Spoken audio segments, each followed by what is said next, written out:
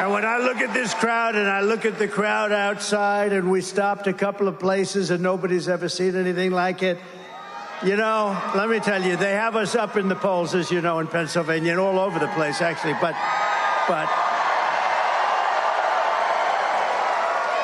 when they say we're 3 points up or 4, there's no way. It's got to be a hell of a lot more than that. It has to be. It has to.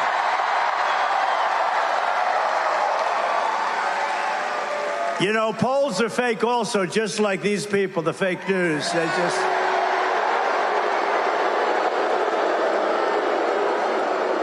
We prove that. We prove that a lot. Well, I just want to thank you. We're here today because early voting begins in Pennsylvania over the next 2 weeks.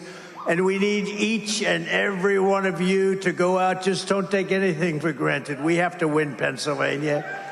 Go out and make a plan to vote early, vote absentee, or vote in person on Election Day. But you got to get out and vote. You got to say to your husband, Harry, get the hell off that couch. We can't take any chances because our nation is at stake. Our nation is going to hell. What they've done to our country at the border with inflation, with that Afghanistan nightmare that was the most embarrassing day probably in the history of our country, the way they did that. Getting out was fine, but you get out with dignity and strength. What they did was so bad. When you look at October 7th in Israel, it would have never happened. And you look at the Russian attack of Ukraine, would have never, ever happened, not even a thought of it. Think of it. Think of how different this world would have been. Think of how different this country would have been, our country, which is just going so bad. It's so bad. Millions and millions of people are pouring into our country, and they come from jails. They come from mental institutions and insane asylums. They're terrorists at a level, that nobody's ever seen before, and they let them come in. And you have the border czar, this person that can't even speak. She can't ask a question. She can't answer a question from... Now she gets out Oprah Winfrey, who I used to know well. She used to love me until I decided to run for politics. Oh, let's go to Mar-a-Lago, Donald. I love the place so much. No, she used to love me, but once I ran for politics, that was the end of that, and that was okay with me. I couldn't care less because we got to make our country great again. We got to make it great again, greater than ever before. But Oprah would ask just a simple question, and you get this crazy answer, or you don't get any answer. Just, this is not a president. We had 4 years of this. We're not going to have 4 more years. We won't survive it. I also want you to promise to find at least one voter and get them out to the polls. Find these people. There's so many people. If everybody votes, you know, it's interesting. Christians, we got to get the Christians to vote. You know, I don't know what it is. Relatively, they don't vote a lot. They go to church and they love church, and that's great, but we got to get Christians, evangelicals, we have to get them out to vote. We have to get gun owners. You know, gun owners don't vote. They don't vote. We have to get them out. The NRA gave me their total endorsement. They have every time, total, complete endorsement, but they vote at levels that are very low. You know what it is? It's probably rebellion. They're rebelling. But there's nothing to rebel about. You have to get out. If we had Christians voting in full strength, we couldn't lose. If we had the gun owners voting at full strength, we couldn't lose. We have to get gun owners because your guns are under siege. She wants to take your guns away. Our entire nation is counting on the people of this great Commonwealth, and I know you will not let us down. You're not going to let us down. We got to get out and vote. And you can start right away. You know that, right? Now we have this stupid stuff where you can vote 45 days early. I wonder what the hell happens during that 45. Let's move see these votes? We've got about 1 million votes in there. Let's move them. We're fixing the air conditioner in the room, right? No, it's terrible. What happened the last time was disgraceful, including right here. But we're not going to let it happen again. Too big to rig, right? That's one way you do it. Can't let it happen. We got to take our country back from these horrible people, because if we win Pennsylvania, we win the whole thing. It's very simple. Right, Lee?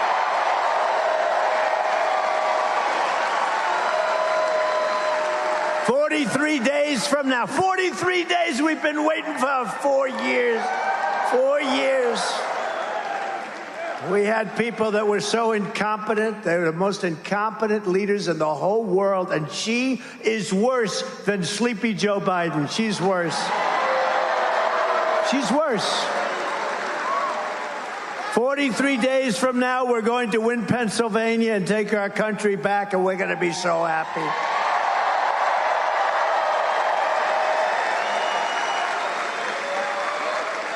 And it'll be the most important day and the most important vote in the history of our country, because we're losing our country. I mean, somebody I heard the other day, pretty smart person, and you think about it, and it could be true. They said, if we don't win this election, there may never be another election in this country. It could happen. Look at Venezuela. Venezuela was the most prosperous country, and now you take a look. And can you believe these stupid people are buying oil from Venezuela? From Venezuela, who was our enemy? They foreclosed on his airplane, a crappy old airplane. But they're giving him billions of dollars for oil. It's not oil, it's tar. It's the worst. And you know, for the environmentalists, you know where they cure the tar? Where they take the tar and they make it into beautiful oil? Houston, Texas, and it all goes flying up in the air. You ought to look into that one for all of you wonderful people that talk about the environment like I do, like many of the people in this room do. But they do it.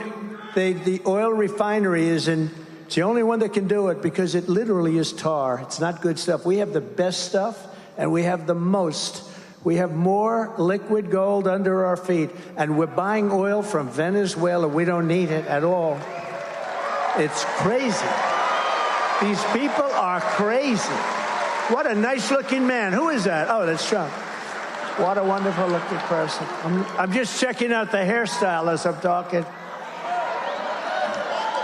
I don't know.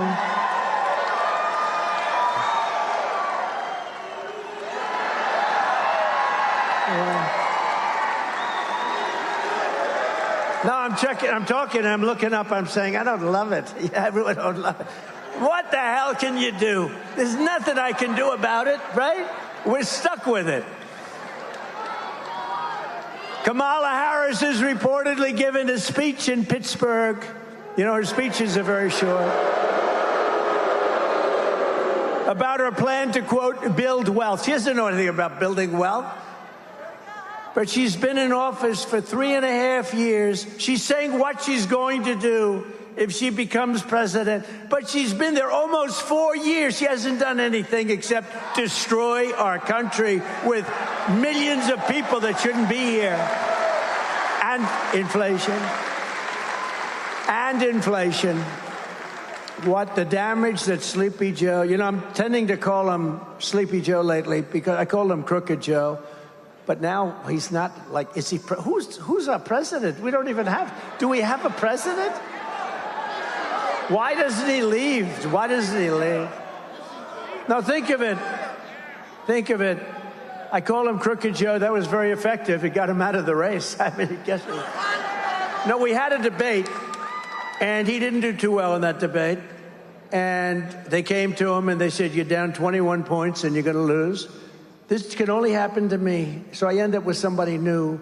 But here's the thing. All I have to do is expose her for what she is. She's a communist, okay? She's a communist. And this country is not ready for a communist, and hopefully never will be, because that doesn't work. Kamala talks about all these things that she's going to do, but she's been here. Think of it. She's been here for almost 4 years, and she's not done anything. I will do this. I will do that. I will do that. What the hell? She could do them today. You know, they talk about the border. Oh, we have a plan for the border. I didn't have any help. I had a very hostile Congress. And what I did is I said, close the border to the Border Patrol. They're great. And the border was closed. We had the safest border in the history of our country. And that border was a mess. You know, in 2016, I think I won maybe because of the border. The border was very bad. And in 2020, I couldn't talk about the border because there was no problem. My people, my geniuses back there, they all said, sir, you can't really talk about the border. There's no problem. I said, well, I want to at least talk about it. I fix it. They said, people don't care, sir. They don't care. So I didn't talk about the border, but we did get millions of more votes. If you remember 2020, we got millions more votes. Millions. Look at that guy with a rug on over there. Look at him. Look at that handsome guy. You look good. He looks good. But we got millions more votes. But I'll tell you what, and we've been all over Pennsylvania today. 2016 or 2020, we never had the enthusiasm that we have right now. Look at this. Look at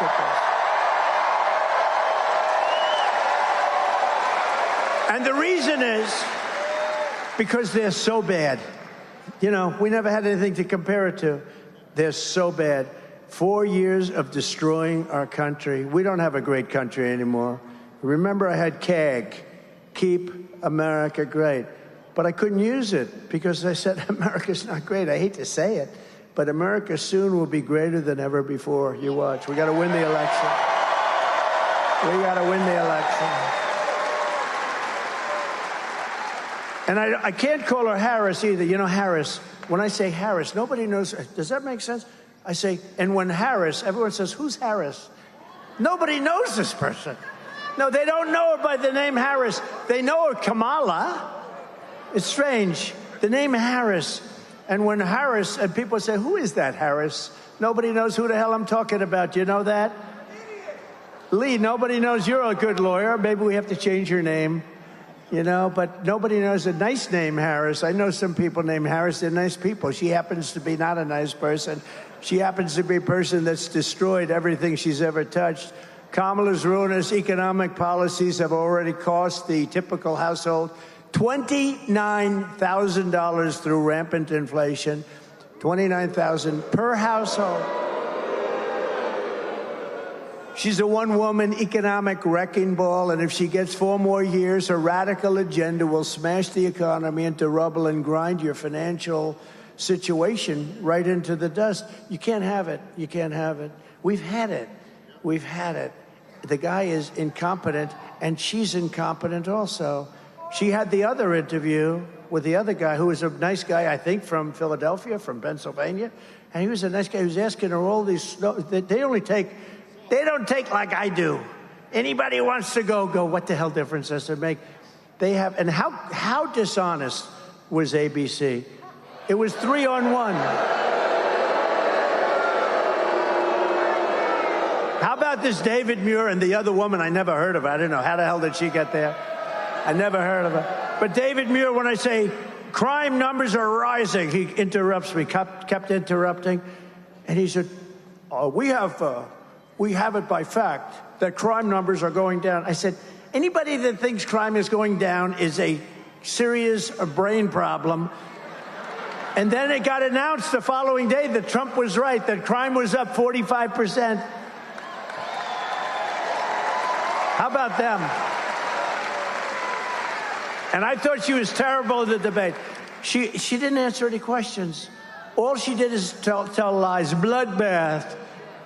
She talked about Charlottesville. All these things were all, I hate the word debunked, but it says it.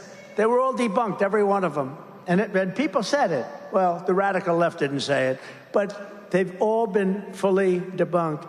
All she did was tell lies. But when it came time to ask a question like, what are you going to do about inflation? What are you going to do about keeping taxes low? She was unable to even talk. But the one on Oprah was the worst one, in my opinion. Oprah wanted to climb under the table. It was so embarrassing. She couldn't answer the simplest question. So vote Trump and your incomes will soar, your net worth will skyrocket, your energy costs and grocery prices will come tumbling down, and we will bring back the American dream, bigger, better, and stronger than ever before. The American dream.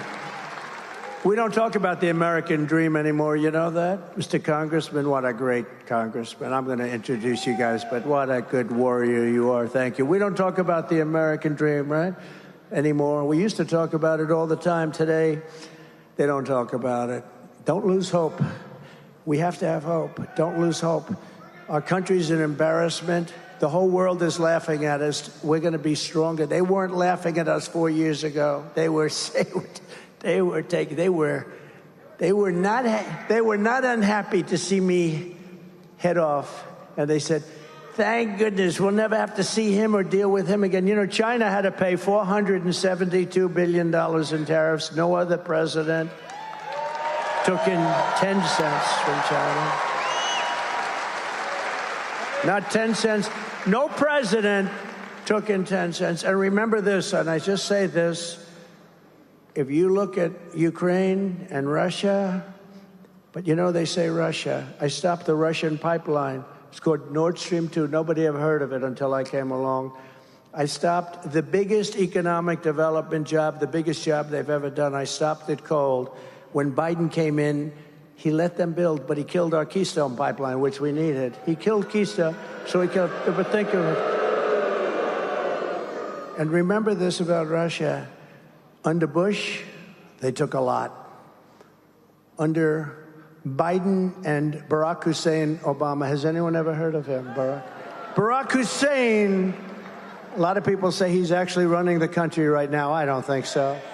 I don't think so. But some people say he's running our country. But I don't think it's Biden. Under Barack Hussein Obama, they took a lot, right? Under Biden, they're taking everything. They're taking everything. This is Russia. They're taking everything. I mean, Ukraine is destroyed. It's destroyed. You know, they could have made a deal. And you didn't even have to make a deal. Putin was never going in if I were president. But even if he did, you could have made a deal. Now the whole place is destroyed. The cities are knocked down. Millions of people are dead. Far more people are dead than anybody knows. Far more people. When you see those cities get knocked down and they say 2 people are injured, it's all a lot of fake news, I'll tell you. The people are dead, millions of people. And now the whole place has been, the cities have been knocked down, the whole place. They could have made a deal 3 years ago and everything would be happy, vibrant. Their heritage wouldn't have been broken. Those beautiful golden towers are taken down. All of those beautiful ancient towers are rubble on the ground now. I mean, any deal they make, what's the deal? They have to go back. They'll take 100 years to rebuild, and you can never rebuild it like it was. That should have never happened. It would have never happened if I was president. And you know what? It didn't happen. And even radical left lunatic Democrats say, I will say, if Trump was president, it wouldn't have happened. Putin would have never done it. I said, don't do it, Vladimir. Don't even think. We're not going to do it, Vladimir. I said, Vladimir, we're not going to do that, Vladimir. And China, I had the same, almost identical conversation with President Xi of China. Don't go in. Don't go in. He's got planes circling Taiwan. They're circling. He wants that so badly. And Vladimir wanted it badly. That was the apple of his eye. Ukraine was the apple of his eye. But I said, don't do it. He would have never gone in. Would have never happened. All these things would have never happened. But Ukraine now, I see Zelensky is here. I think Zelensky's the greatest salesman in history. Every time he comes into the country, he walks away with $60 billion. Billion! Walks in with $60 billion. He wants them to win this election so badly. But I would do differently. I will work out peace as president-elect. If I win this election, the first thing I'm going to do is call up Zelensky and call up President Putin, and I'm going to say, you got to make a deal. This is crazy.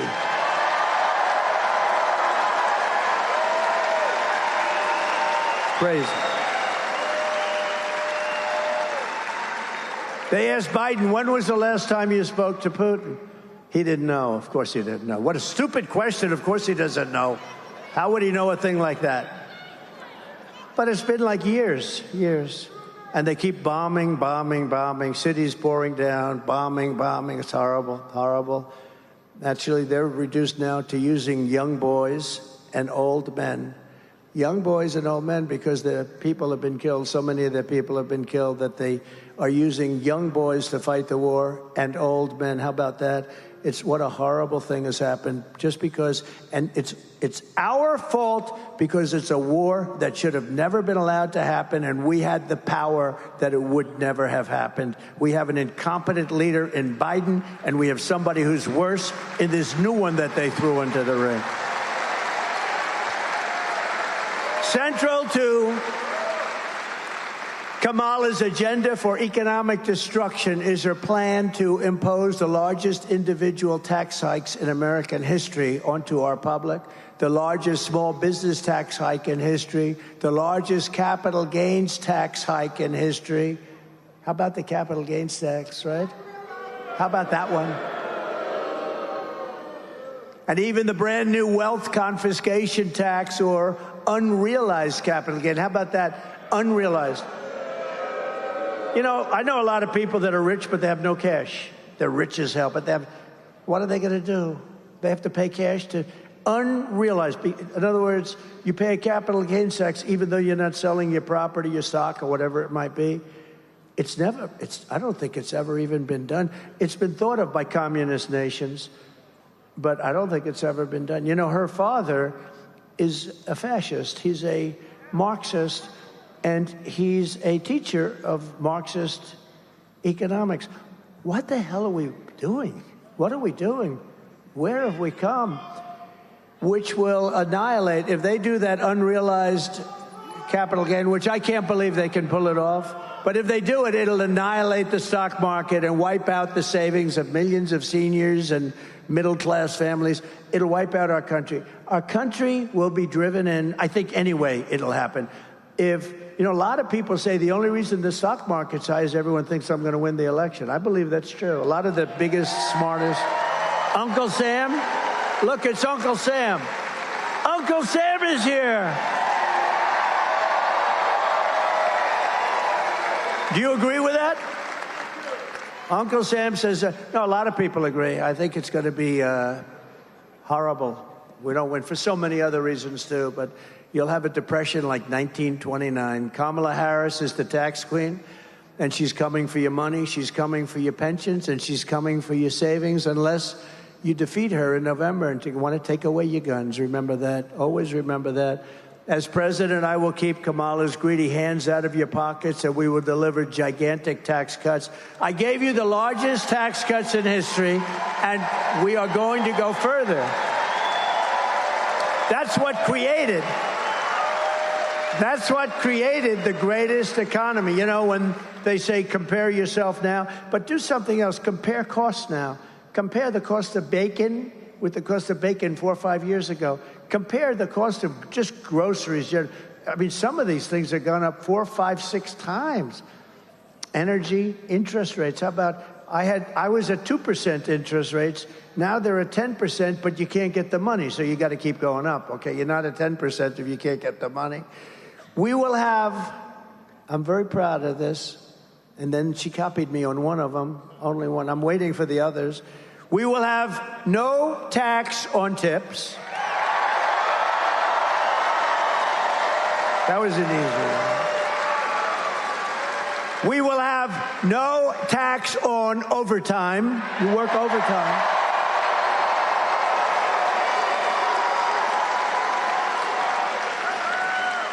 And for our seniors who have been decimated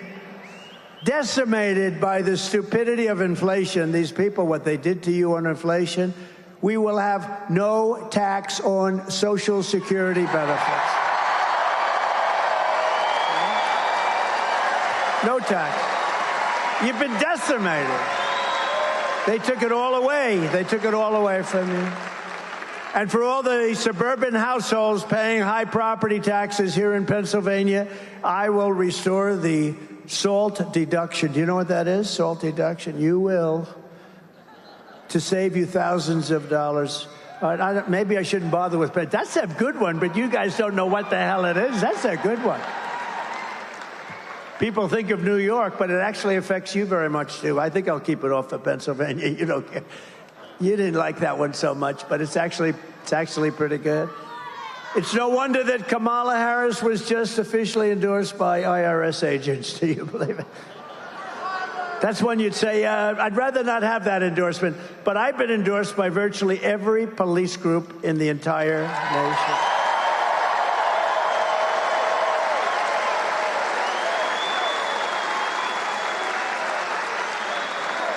Every police group. Almost every sheriff's group, every police group, every one of them. We just had one, the Fraternal Order. We just had 400,000 policemen. That's the biggest of all the unions, and they endorsed me. And this is the first time in decades, just got endorsed by the rank and file members of the Teamsters, which I happen to think is amazing. That was a surprise. That's automatic for the Democrats, and they, now the bosses didn't endorse me, but they had a problem because they got 30% of the vote. We got actually 60 or 61% of the vote. Can you believe it? So the people that were in the 61, the people that want us, they said, well, how come you didn't endorse them? Why do you, they're just going to take a pass. But maybe that's okay. That's all right. We know where they stand, and that's good. Kamala Harris is the candidate of the tax collectors and the Washington bureaucrats. I am the candidate of the American worker, and I always will be. I always will be. But perhaps Kamala's biggest tax hike of all is her vicious attack on Pennsylvania energy. You're under attack.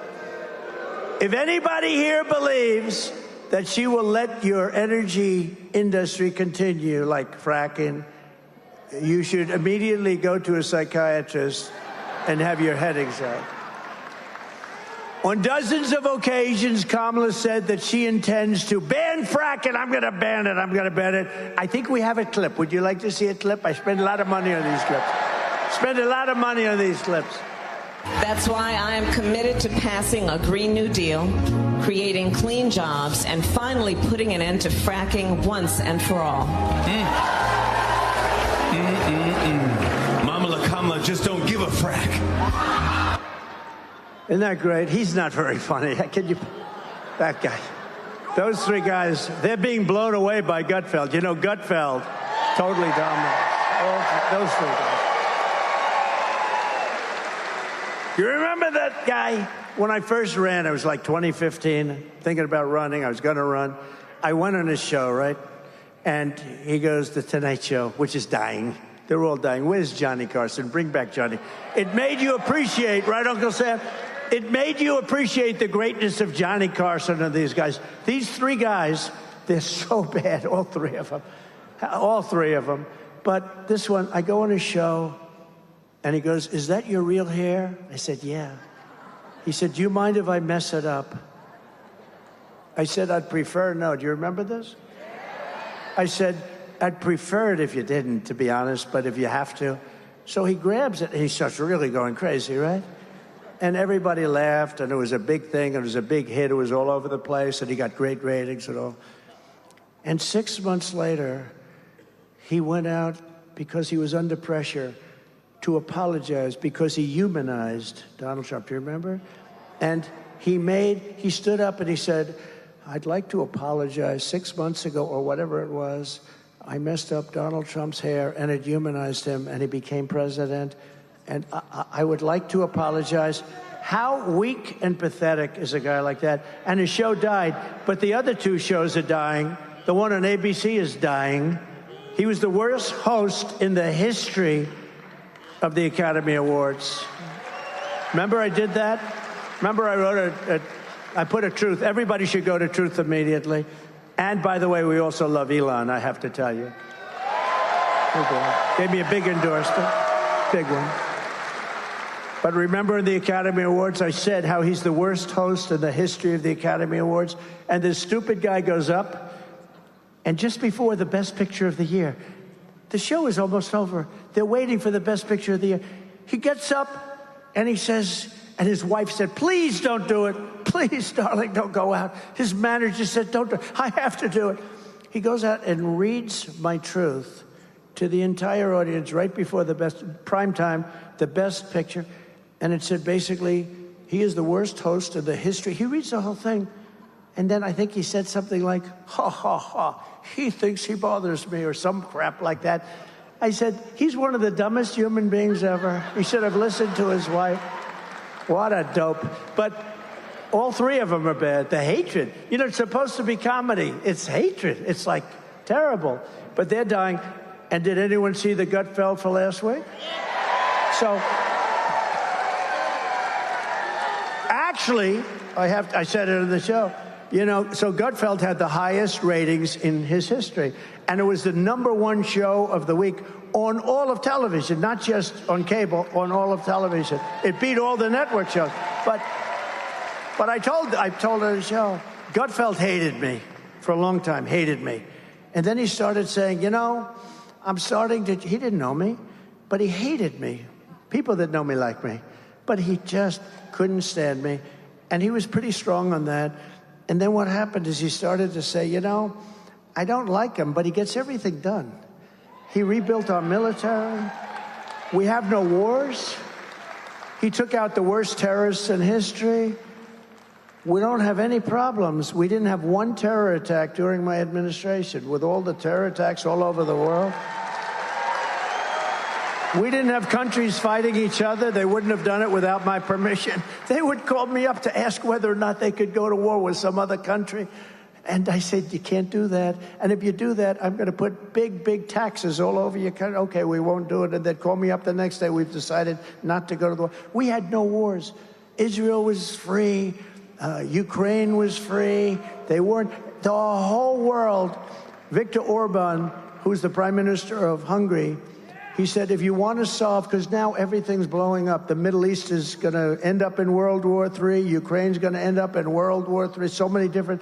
We could end up in World War III with incompetent leadership. With smart leadership, it never happened. But it's tougher now than it would have been 3-4 years ago. I mean, the whole place. And more importantly, no matter what you do, you can't get those cities back. You can't get that civilization back. And you can't get 3 or 4 million lives back. You can't do it. But Gutfeld said on the show, he said, you know, I don't love this guy, but man, everything he touches, he fixes. He gets it done. Our country was doing great. We had the best economy. And he asked for an interview. And I said, you know, I'll do it, but I'm begrudgingly, 10 minutes. I don't really want to do it because he doesn't like me. I guess I don't like anybody that doesn't like me, I'll be honest. When they don't like me, I don't like them, okay? Sounds childish. Look at the wall. Mr. Wall, stand up, please, Mr. Wall. When they don't like me, Lee, I don't like them. That's the way it is. Call it a personality defect. But we did an interview, and it was supposed to be 15 minutes, and it lasted for 2.5 hours. It just never stopped. There was a great chemistry. We actually liked each other. And he likes me. And he took that interview and he put it on 5 shows, and his ratings went through the roof. And he's held it. I mean, he's the hottest guy on late night and beyond late night, maybe in a lot of ways. But we love Sean Hannity, too, right? And we love Laura. And we love Jesse. And Janine. And Pete. We like Pete Hegseth.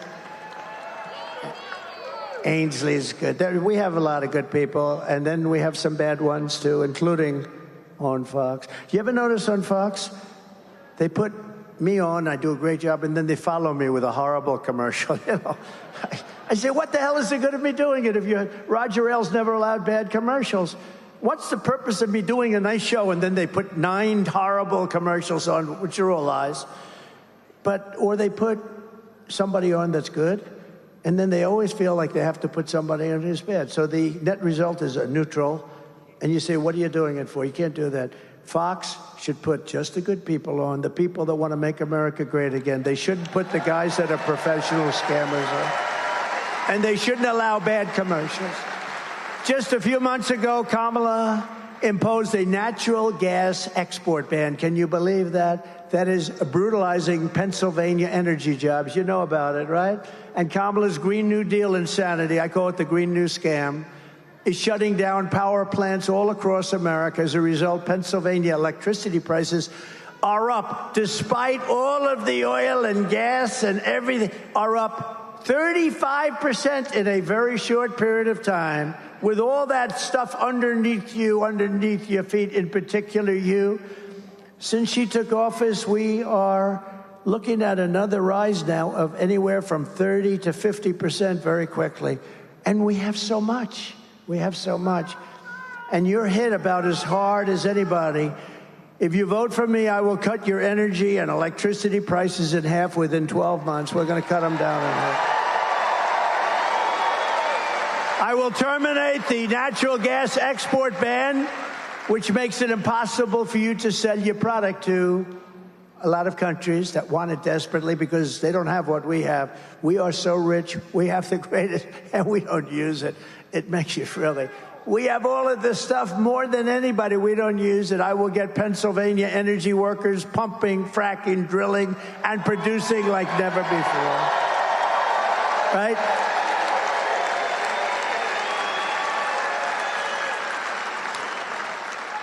And I don't know about how you feel, but I do, because this was the greatest company in the world 60 or 70 years ago. We are also going to keep U.S. steel right here in America.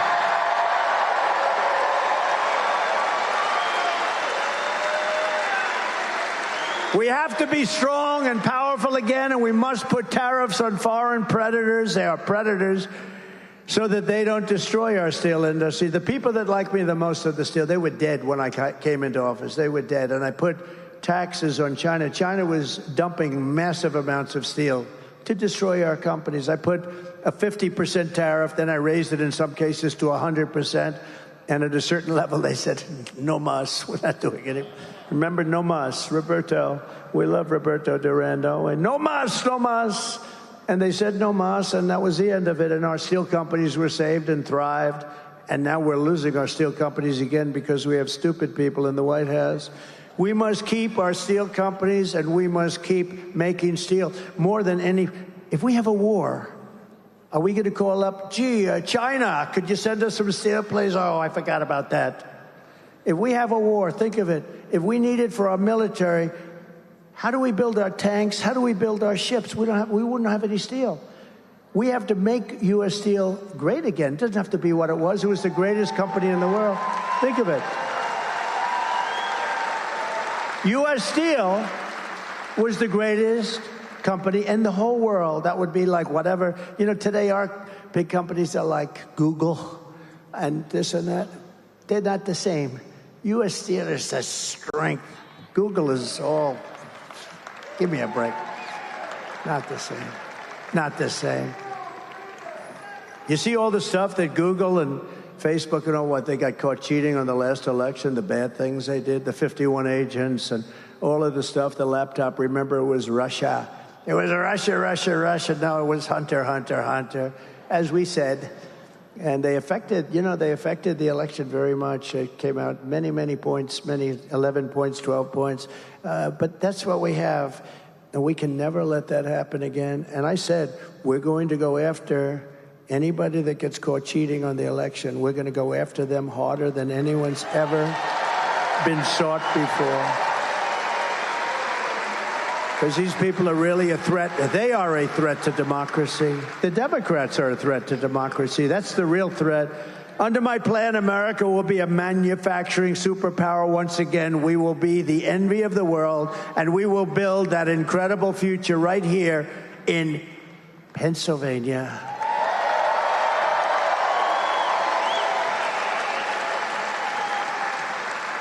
Boy, did I come close.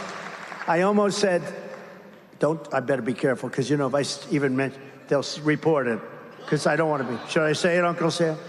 I almost said the state of Pennsylvania, but I meant the Commonwealth. I never said the state. I was able to catch it because I'm cognitively very strong. Very strong. Very, very strong. I was able to catch it. Did you notice that? Right here, and I stopped for a second. I said, Pennsylvania. I didn't want... Oh, that's a bad mistake. When you do the state of Pennsylvania, you get yourself... I've seen it. Well, the worst was Biden. He's in Florida, and he says, thank you for being so nice. I love Iowa. I've always loved... I said... Remember, he was in New Hampshire, and he said he was in Maine. He was in... I never did that. You know, if you do that, it's career-threatening. As it turned out, it was career-threatening. But if you do that once... You know, Winston Churchill was this great speaker. Great. I get much bigger crowds than him, but nobody ever says I'm a great speaker. Winston Churchill was a great speaker. If he ever was in London and he said, I'm in Beirut, or if, because Biden is capable of that, he could go that far off. And, you know, he compared Florida to Iowa, and then he said it was Idaho, the greatest potato place in the world.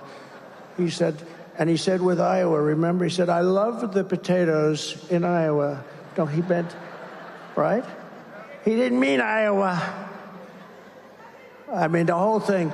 But I said, you know, if you were Winston Churchill and you make a mistake as to location, like I'm here with you, and if I say, it's great to be in the great state of Illinois, could happen. No matter how great your speech is, you could make the greatest speech in history, and people will go, that was a disaster, right? He did it all the time, but she's worse than him. I'm telling you, watch. She's not as smart as him. He's not smart. He never was smart. He wasn't smart 40 years ago. Always, he was a hale and hearty guy, well met. Did you ever hear Shakespeare? He was hale and hearty and well met, but he wasn't a smart person. But she is a very dumb person, and we can't do that. We can't do that. I don't want to be rude. I don't want to be rude. I don't want to be rude. Another front in Kamala's war on workers is her gigantic migrant invasion. Over the past 3 years, border czar. Do you notice she said, I'm not a border czar. She was a border czar for 3.5 years. Now she's saying I had nothing to do.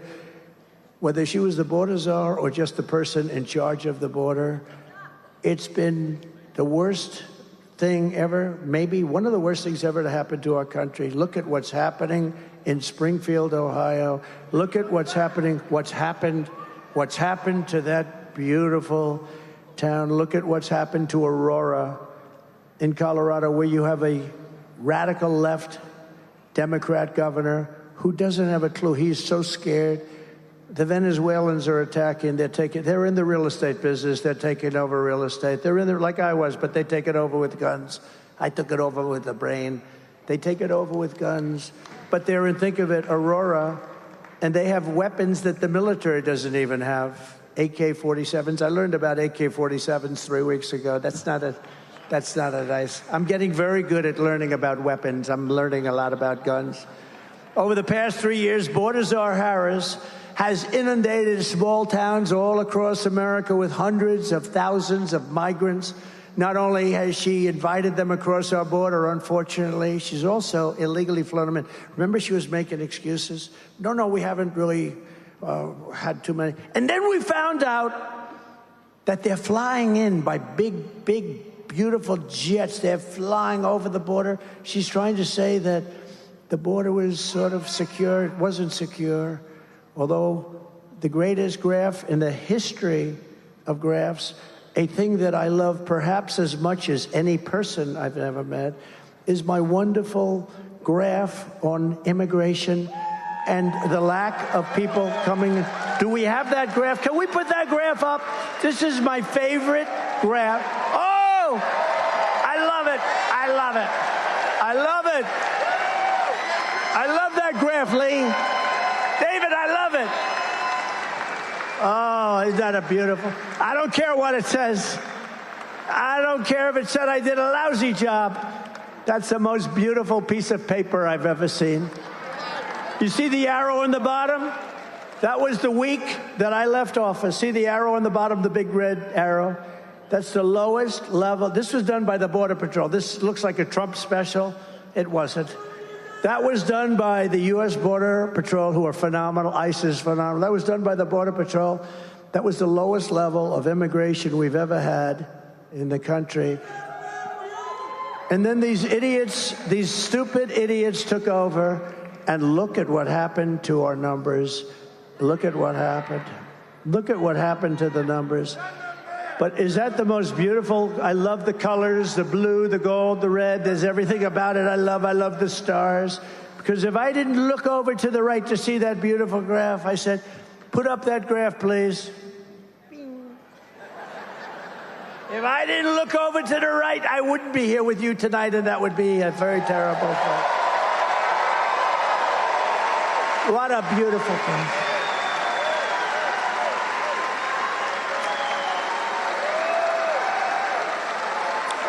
Think of it, Uncle Sam.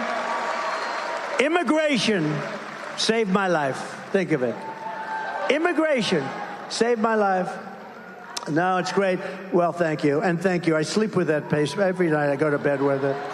Say, darling, it's time to go to bed. Let's go. What a beautiful sight. Thank you very much. Okay, thank you. Great job that you were able to get it so fast. I didn't think we were going to be using it. I didn't think I was going to use it in Butler. It was just, I always use it at the end if I use it. I only use it, you would know, you go to every damn rally, right? He's at every rally. And he makes a lot of money. I think he's probably an accountant. He's a CPA. He's a genius. But he goes to every rally. But, right, I rarely use it. But when I use it, it's always on my left, and it's always at the end of the speech. This time I just thought of it. As you can see, I don't use the teleprompter too much. Isn't it nice to have a president that doesn't have to use a teleprompter? Isn't that nice? Right?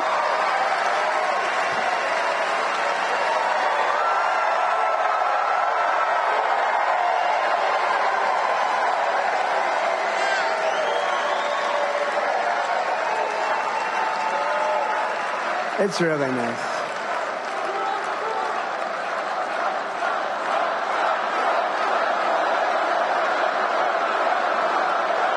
Thank you very much. By the way, we had a rally in Lee's part of the woods out on Long Island, and that was unbelievable. We filled up where the Islanders play, and the Nets were playing. They used to play there, a big, like a Madison Square Garden type arena. We filled it up. We could have filled it up 3 times. It was an amazing, just less than a week ago, right? That was great. Lee was there. Kamala has illegally flown in more than 500,000 migrants, right? When she was saying, no, we don't want to do that. And she's got, these guys actually want these people in our country. It's not even believable. Working with left-wing nonprofits to inundate Pennsylvania communities, changing the character of small towns and villages all over our country and changing them forever. They will never be the same. They will never be. Do you think Springfield will ever be the same? I don't think. The fact is, and I'll say it now, you have to get them the hell out. You have to get them out. I'm sorry. To get them out. Can't have it.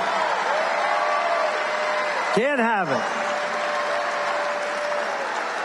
it. They've destroyed it.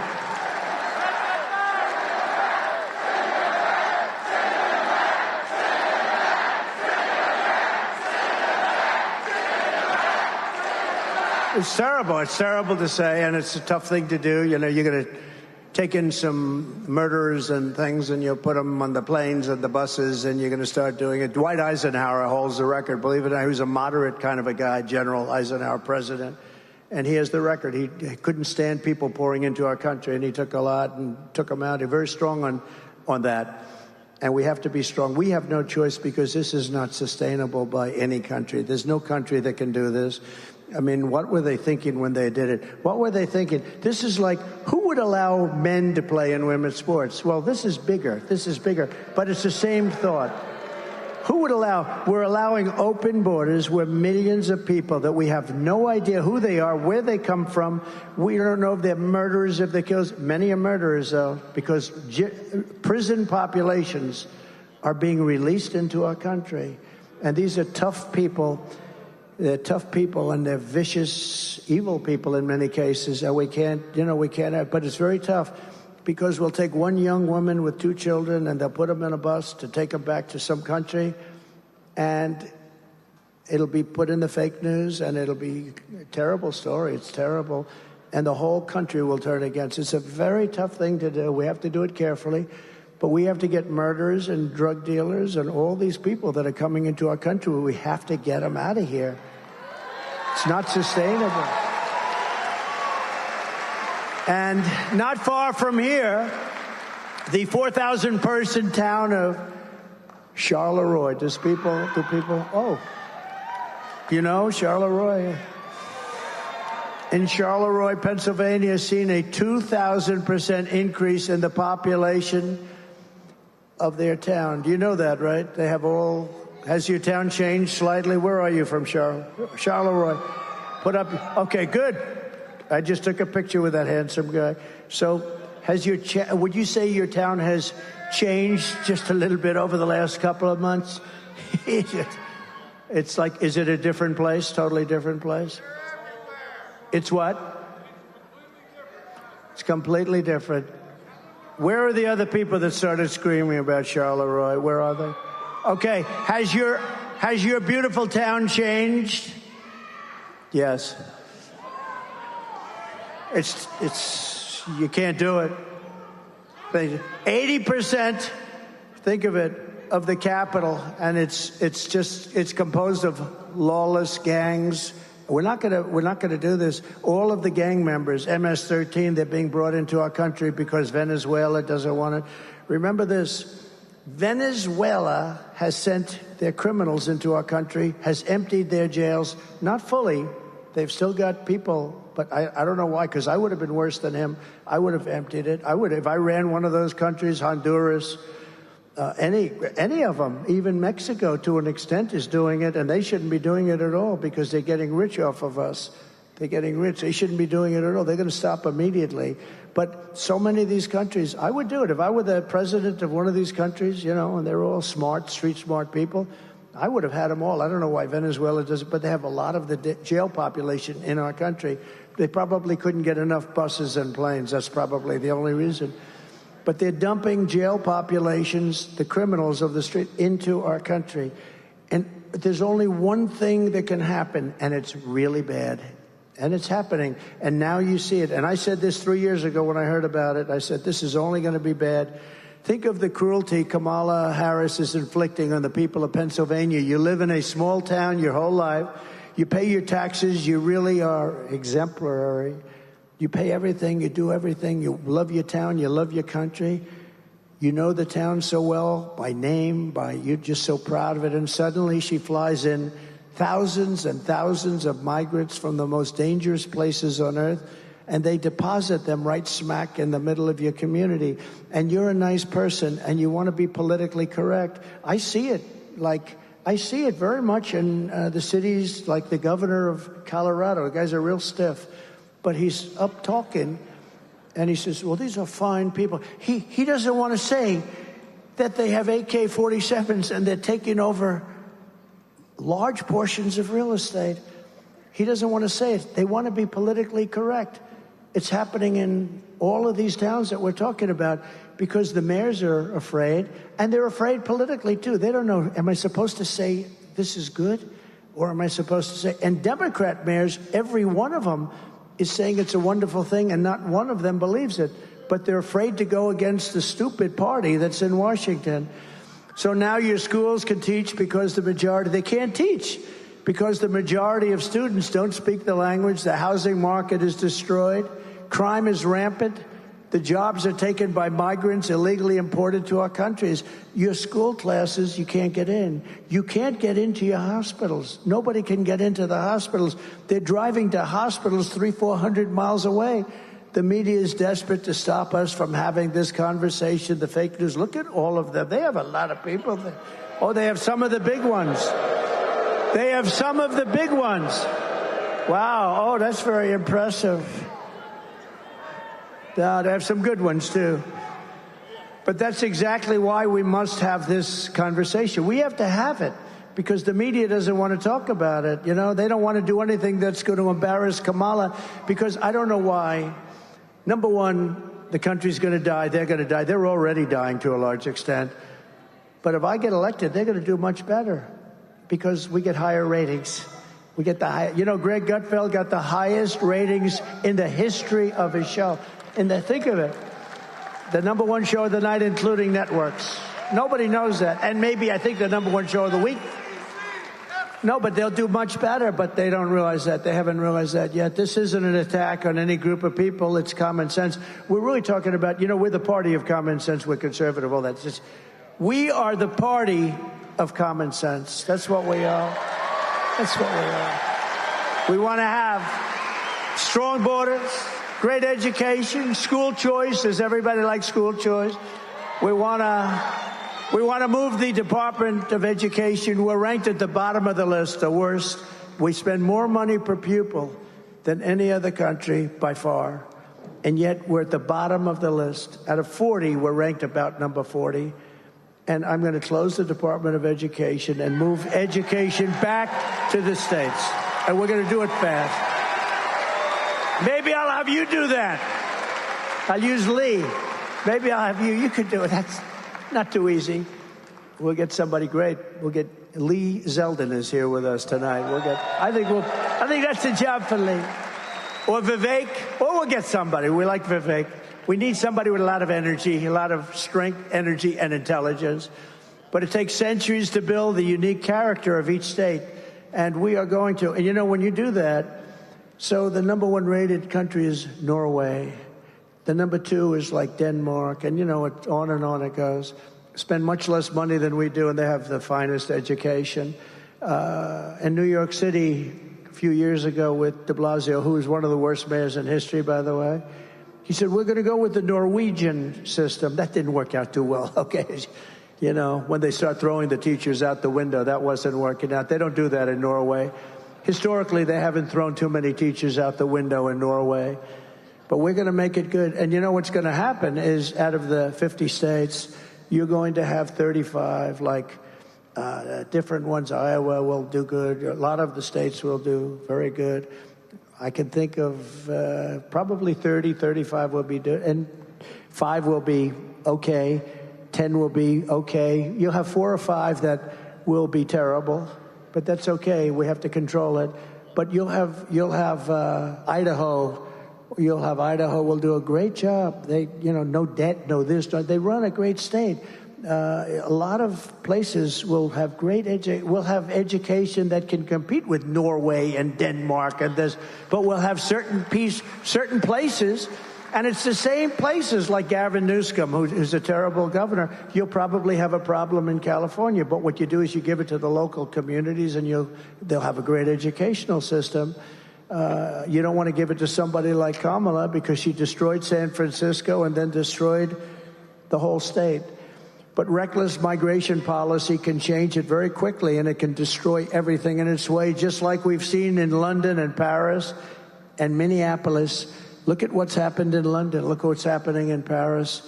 If Kamala Harris wins this election, she will flood Pennsylvania cities and towns with illegal migrants from all over the world, and Pennsylvania will never be the same. You will never be the same.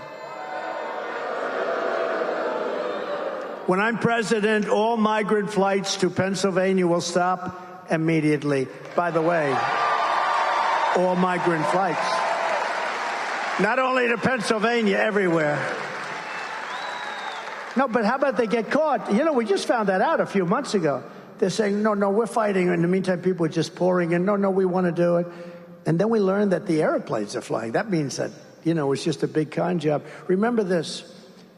For a long time, she's been talking about her experience at McDonald's. I worked at McDonald's over the French fries. It was so hot.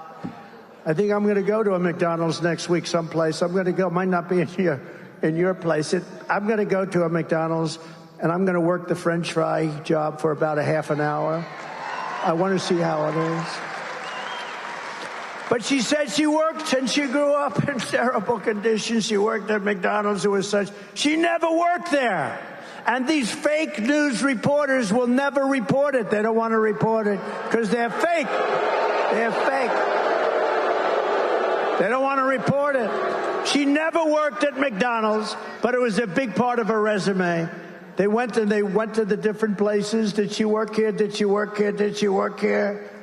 She said, we don't know who the hell she is. Leave us alone. We're making hamburgers. We will end the invasion of small-town Pennsylvania, and we will end the destruction of America. It's destroying our country. This country is going to be better than ever before, but we have to do certain things, and we have to do it quickly. And this is one of the big reasons that we're leading in the polls in Pennsylvania, but I think we're doing a lot better than even the polls say. In the latest Emerson poll, we're up in Pennsylvania, Arizona, Wisconsin, and Georgia pretty substantially. In today's latest New York Times, if the New York Times gives me a good poll, you know we're way up. The Siena poll, we're up in North Carolina by 3, in Georgia by 4, and in Arizona by 5. Those are swing states, very important. And a poll on a state that Republicans just haven't won in many, many years for president. You have a wonderful governor there who's really working, Glenn Youngkin. He's working hard. He's really pushing it hard. He's in charge of it, and he's doing a good job. A poll just came out in Virginia where we're leading in the state of Virginia. Leading if we win Virginia. If we win Virginia, I don't even know if I need Pennsylvania, but we want to get it anyway. We want to get Pennsylvania. Remember last time? So last time we did better than 60, but in 2016, we were leading by hundreds of thousands of votes in Pennsylvania, and they refused to announce it, remember? And then they announced Wisconsin or Michigan, which we won. But all night long, I said, when are they going to announce Pennsylvania? It would be impossible to catch us based on the numbers. If I lost every vote from then till the end, but they waited till 2 o'clock in the morning, you know? You know why they did that, right? They were trying to see if they could accumulate enough ballots. Very dangerous thing. This is a bad, bad system. And we're winning Pennsylvania, but despite the fact that I almost hate to say that we're winning, why don't I say we're tied so you go out and vote? Or we're down by 1. I always say, pretend you're down by 1. The point is you got to get a vote. We got to win. And we got to win, and you can't take any chances. But here in Pennsylvania, you also need to vote for your next Senator, Dave McCormick, who I know for a long time.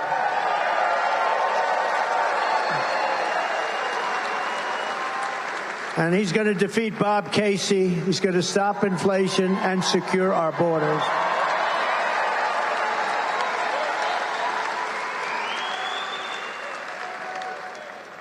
Do you want to come up for a second? Do you mind? I love this guy.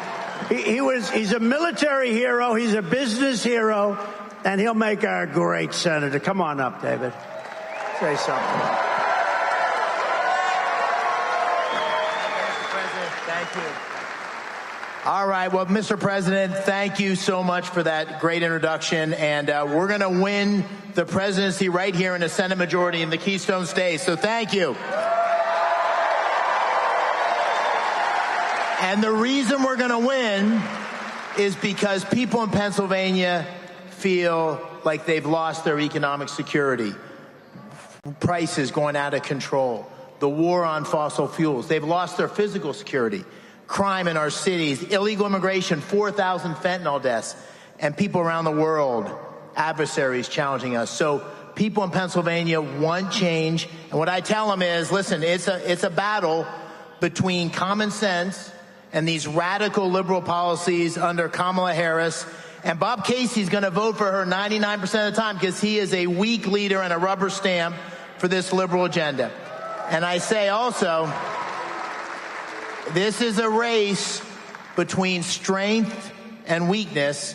And when I talk about strength with G.T. Thompson and Sean Parnell, I say, listen, I was standing there at Butler, 15 feet away. I saw you get shot. I saw you go down. And I saw you come up with your fist and say, fight, fight, fight. That's why we're going to win. Thank you, sir. Thank you, David.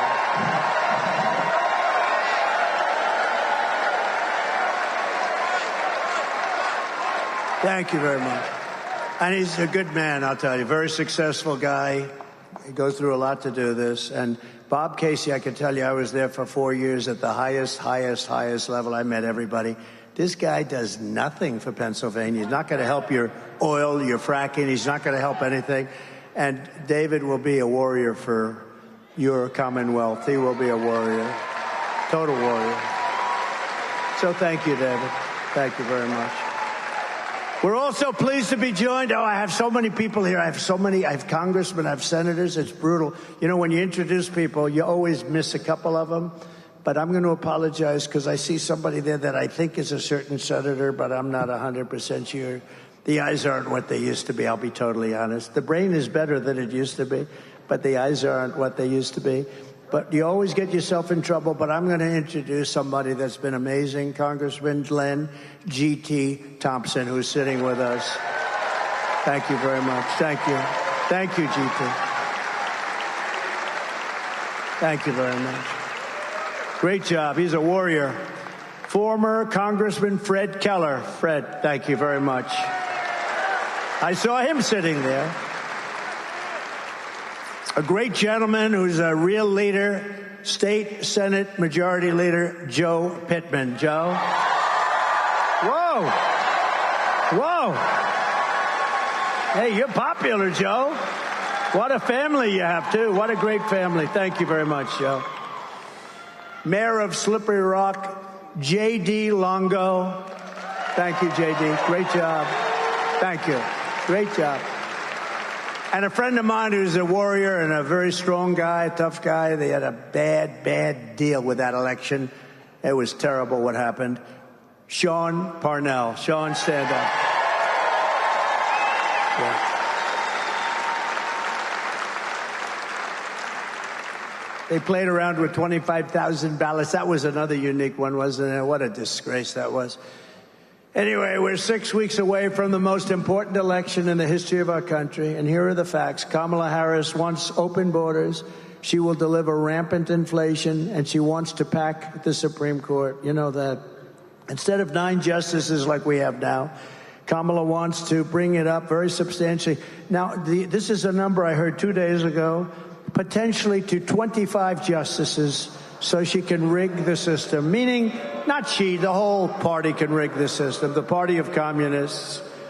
She wants to bring it up to 25. That's the first time I heard that number, but I heard it very loud and clear. She might as well have Congress. You know, Congress is supposed to be that, not the Supreme Court. No, they were very brave, the Supreme Court, very brave, and they take a lot of hits because of it. It should be illegal what happens. You know, you have these guys like playing the ref, like the great Bobby Knight. These people should be put in jail the way they talk about our judges and our justices, trying to get them to sway their vote, sway their decision. Kamala was an original creator of Defund the Police movement. Okay, so she was in Defund the Police for years. Anybody who wants to defund the police for even 1 week is not worthy of being president of the United States.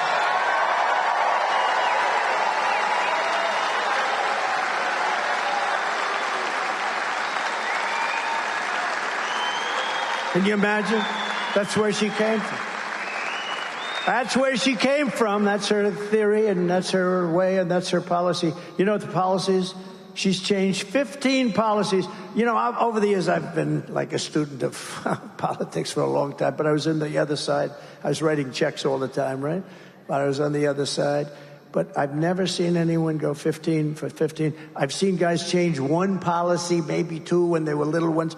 She changed everything. She loves oil all of a sudden.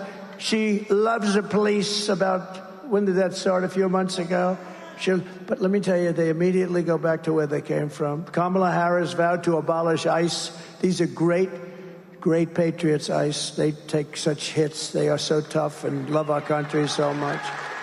They get MS-13 out of our country. Under border czar Harris, Venezuela gangs, all these Venezuelan gangs have taken over entire areas of different places in our country, and she supports free health care for illegal aliens while our hospitals and emergency rooms are being overrun by migrants who come up here because they say, come up and we'll give you. Look, I feel sorry. I have a bigger heart than anybody, but you can't tell people to come up. We're going to give you education. We're going to give you free health care, because they're going to come up. And if you stop saying that, they won't come any longer. You can't do this. And Newsom does it, and all of them do it, and you can't do it. But migrants make it virtually it's unusable. I mean, the states become unusable, the school systems, the hospital. She lost more than, this is a number that's the worst number that you'll ever hear. I mean, think of it. Think of a big stadium that holds 55,000 people. She lost more than 325,000 migrant children. They're gone. Nobody knows where they are. Many of them are dead. Many of them are in sex trade. Many of them are dead. They've been trafficked. They've been raped. 325,000 children are missing. If one child is missing, it's too many. Think of it. Under her, 325,000 children. As California Attorney, she will destroy our country. As California Attorney General, She redefined child sex trafficking, a term, deadly weapon and rape of an unconscious person, as non-violent crimes. She said they are all non-violent. She praised the idea of 70 to 80% tax. She wants a tax rate of 70 to 80%. Will you be happy paying 80%? I don't think so. She wants to ban the sale of gas-powered vehicles, which will destroy the Pennsylvania way of life. And she even endorsed free sex changes. At first they said, you got to go back and tell me this.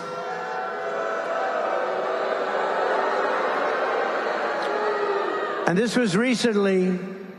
She endorsed free sex changes for illegal aliens in detention centers all over our country at taxpayer expense.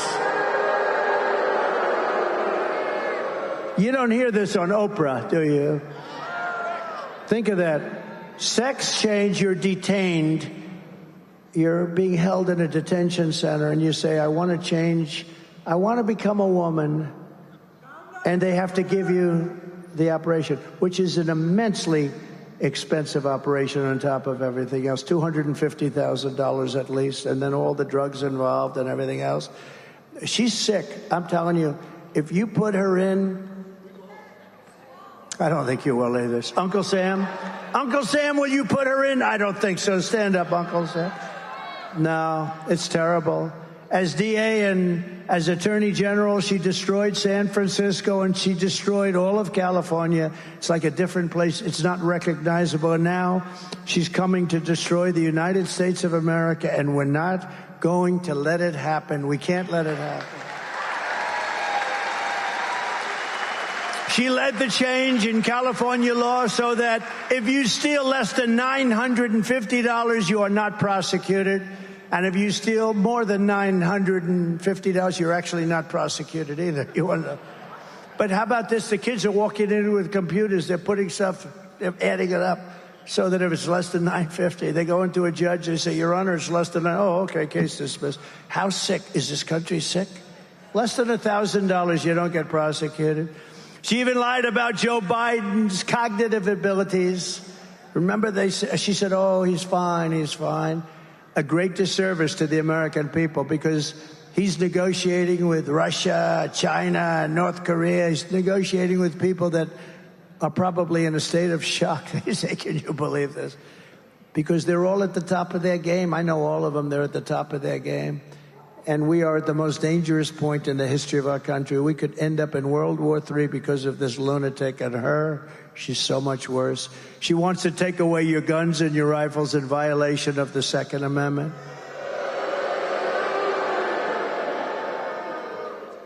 And she's a communist, and everybody knows it, and our country is not ready for a communist president and won't be for a long, long, long time to come. That's why less than 2 months from now, we are going to tell her that we've had enough. Our country can't take it anymore.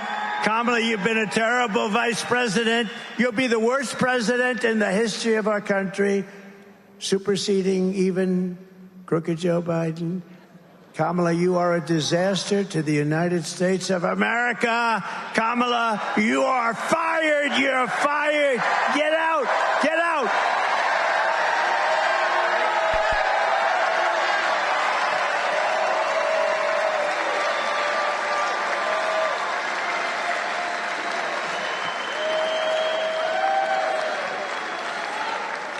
All right, so we have to talk business. I always thought women liked me. I never thought I had a problem. But the fake news keeps saying women don't like me. I don't believe it. I think, you know why? They like to have strong borders. They like to have safety. Nothing personal. I think they like me. But I make this statement. Thank you. I love you too. I love you too. Thank you. But I think they like me because I represent something that's very important. I make this statement to the great women of our country. Sadly, women are poorer than they were 4 years ago, much poorer, are less healthy than they were 4 years ago, are less safe on the streets than they were 4 years ago, are paying much higher prices for groceries and everything else than they were 4 years ago, are more stressed and depressed and unhappy than they were 4 years ago, and are less optimistic and confident in the future than they were 4 years ago. I believe that. I will fix all of that and fast, and at long last, this nation and national nightmare will end. It will end. We've got to end this national nightmare. Because I am your protector. I want to be your protector. As president, I have to be your protector. I hope you don't make too much of it. I hope the fake news doesn't go, oh, he wants to be their protector. Well, I am. As president, I have to be your protector. I will make you safe at the border, on the sidewalks of your now violent cities, in the suburbs where you are under migrant criminal siege, and with our military protecting you from foreign enemies, of which we have many today because of the incompetent leadership that we have. You will no longer be abandoned, lonely, or scared. You will no longer be in danger. You're not going to be in danger any longer. You will no longer have anxiety from all of the problems our country has today. You will be protected, and I will be your protector. Women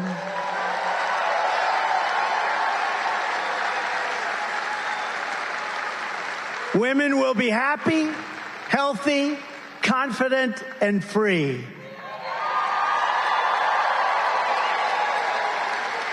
You will no longer be thinking about abortion. So all they talk about abortion because we've done something that nobody else could have done.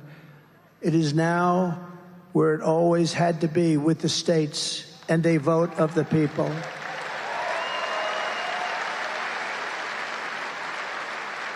And it is and will be, with powerful exceptions like those that Ronald Reagan insisted on for rape, incest, and the life of the mother, but not allowing for Democrat-demanded late-term abortion in the 7th, 8th, or 9th month, or even execution of a baby after birth.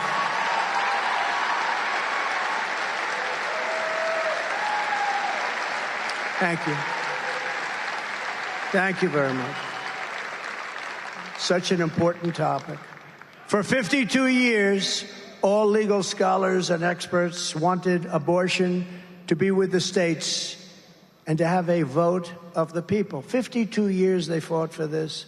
Republicans, Democrats, liberals, and conservatives. Everyone wanted abortion out of the federal government and into the states. 6 brilliant and very brave justices of the United States Supreme Court were able to do that for you, and they did it.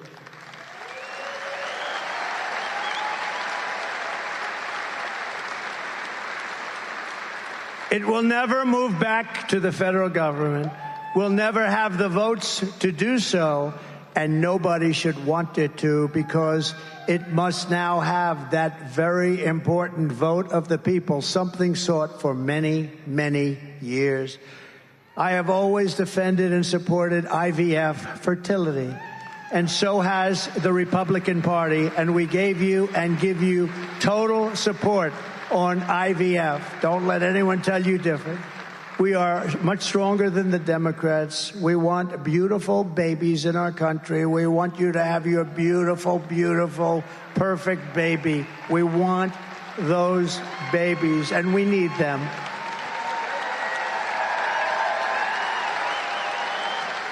And I will protect women at a level never seen before. They will finally be healthy, hopeful, safe, and secure. Their lives will be happy, beautiful, and great again. And it's my honor to do so. It's my honor to do so. Because that's all they talk about.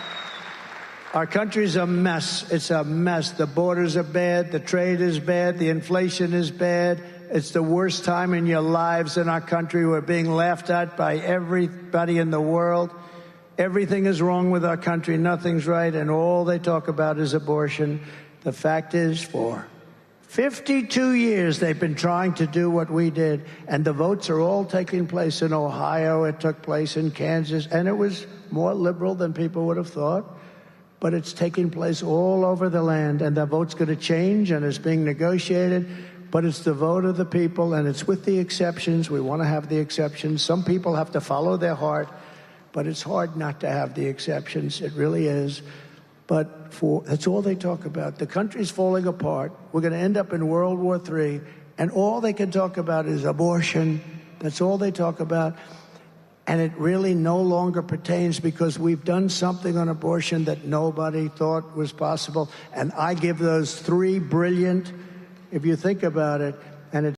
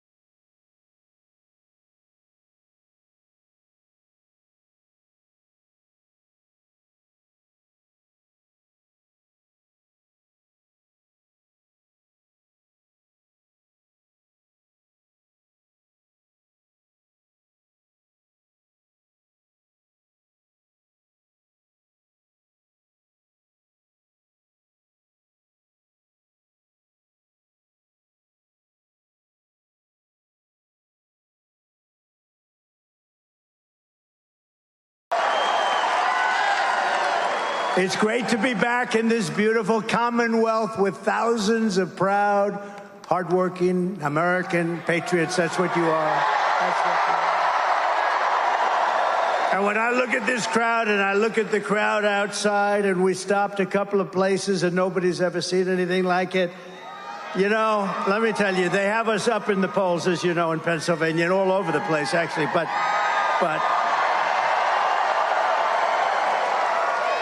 when they say we're 3 points up or 4, there's no way. It's got to be a hell of a lot more than that. It has to be.